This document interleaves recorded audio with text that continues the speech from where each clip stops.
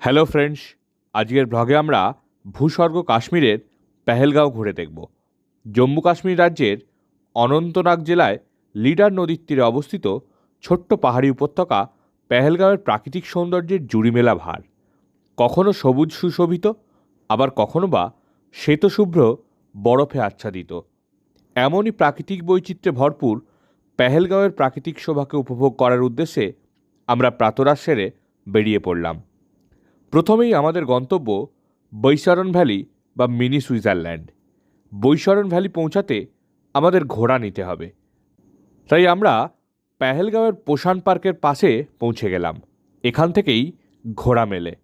বেশ কিছুক্ষণ দরাদরি করার পর অবশেষে মাথাপিছু 900 টাকার বিনিময়ে আমরা ঘোড়া নিয়ে নিলাম। ঘোড়ার পিঠে চড়ে পেহেলগাঁওয়ের পাকা রাস্তা ছেড়ে পাহাড়ি ঢালের পথ ধরে আমরা এগিয়ে চললাম। বৈশারণ ভ্যালি যাওয়ার পথে বেশ কয়েকটি ভিউ পয়েন্ট পড়বে, সেগুলিও আমরা দেখব। আমরা এখন পেহেলগাঁওয়ে আছি। আমরা যাচ্ছি মিনি সুইজারল্যান্ড বা বৈশারণ ভ্যালি। এটা ঘোড়ায় করে যেতে হয়। পেহেলগাঁও থেকেই ঘোড়া নিয়েছি আমরা। ঘোড়ায় করে এখন বৈশারণ ভ্যালির উদ্দেশ্যে আমরা এগিয়ে চলে। পেহেলগাঁও শহরের আশেপাশে বেশ কিছু দর্শনীয় স্থান রয়েছে। তার মধ্যে বৈশারণ ভ্যালি যাওয়ার জন্য ঘোড়া নিতে হয়। কেউ চাইলে ট্রেক করেও যেতে পারেন, আর বাকিগুলো যাওয়ার জন্য লোকাল সিন্ডিকেটের গাড়ি ভাড়া নিতে হয়। এখানে বাইরের গাড়ি প্রবেশাধিকার পায় না।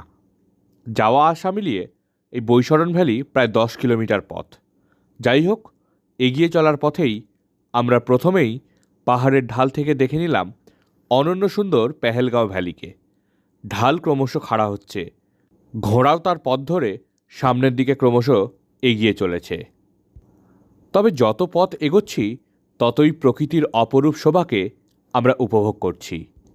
একদিকে পাইন, পপলার, উইলো, বার্চের সারি মাথা হেলিয়েছে নীল আকাশের কোলে। অন্যদিকে বুনো ফুলে সুশোভিত পাহাড়ের ঢাল নেমে গেছে স্রোতস্বিনী লিডারের কোলে। সুবিস্তীর্ণ সবুজ ঘেরা জঙ্গলের মাঝেই পাহাড়ের এবড়োখেবড়ো গা বেয়ে আমাদের এগিয়ে চলার পথেই মাঝে মধ্যেই ছোট ছোট জলের ধারা চোখে পড়ছে। তবে বেশ কিছু জায়গায় অসম্ভব ধুলোও। প্রাণান্তকর খাড়াইয়ের মধ্যেও ঘোড়াগুলি তাদের কর্তব্যে কিন্তু অবিচল। ঘোড়ার ভিড়ে রীতিমতো পাহাড়ের ঢালে ট্রাফিক জ্যাম লেগে গিয়েছে। তার মধ্যেই ঠিক জায়গা করে এগিয়ে যাচ্ছে ঘোড়াগুলি। কাশ্মীর ভ্যালি, দেবিয়ান পেরিয়ে প্রায় ঘন্টা দেড়েকের পথ অতিক্রম করে আমরা অবশেষে পৌঁছে গেলাম বৈশারণ ভ্যালিতে। মাথাপিছু 50 টাকার বিনিময়ে টিকিট কেটে ভ্যালিতে ঢুকতেই নিমেষে চোখ জুড়িয়ে গেল। সুবিস্তীর্ণ সবুজ ভ্যালি, উঁচু নিচু হওয়ায় এর বৈচিত্র্যও আরও সুন্দর। ভ্যালির চারিদিকের প্রান্তভাগ পাশে থাকা পাইনের জঙ্গলে মিশেছে, আর সেই ঘন জঙ্গল ক্রমশ উঠে গেছে পাহাড়ের গায়ে। জিপলাইন সহ একাধিক অ্যাডভেঞ্চার স্পোর্টসের ব্যবস্থা এখানে রয়েছে। শীতকালে একেবারে সাদা বরফের স্তরে ঢেকে যায় বৈশারণ ভ্যালি। সুইজারল্যান্ডের থেকে কোনো অংশে কম নয় এর সৌন্দর্য। তাই তো মিনি সুইজারল্যান্ড হিসাবেও বৈশারণকে আখ্যায়িত করা হয়। বৈশারণের প্রাকৃতিক শোভা থেকে হিমাচলের খাজিয়ার ভ্যালির কথা মনে পড়ে গেল। বৈশারণ ভ্যালি থেকে 11 কিলোমিটার দূরে 12,000 ফুট উচ্চতায় অবস্থান করছে তুলিয়ান লেক।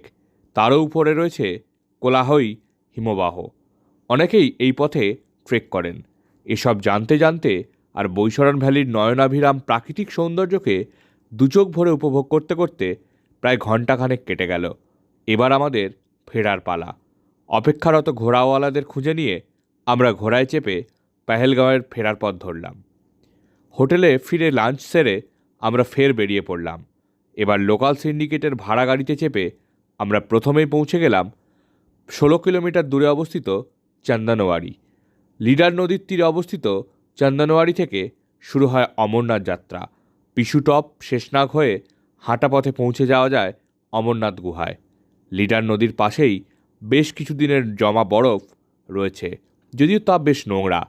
চন্দনওয়ারির প্রাকৃতিক সৌন্দর্যও অসাধারণ। এখানে বেশ কিছুটা সময় কাটিয়ে আমরা রওনা দিলাম লিডার নদীর তীরে অবস্থিত আর এক অপূর্ব সুন্দর স্থান বেতাব ভ্যালিতে। বেতাব সিনেমার শুটিং হয়েছিল এই অনন্য সুন্দর ভ্যালিতে। তারপর থেকেই এর নাম হয় বেতাব ভ্যালি। এর বাইরেও পেহেলগাঁওয়ে রয়েছে আরু ভ্যালি। চলুন বন্ধুরা, আজকের ব্লগটা তাহলে এখানেই শেষ করি। সকলে ভালো থাকবেন, সুস্থ থাকবেন। খুব শীঘ্রই নতুন আরেকটি ব্লগ নিয়ে দেখা হচ্ছে।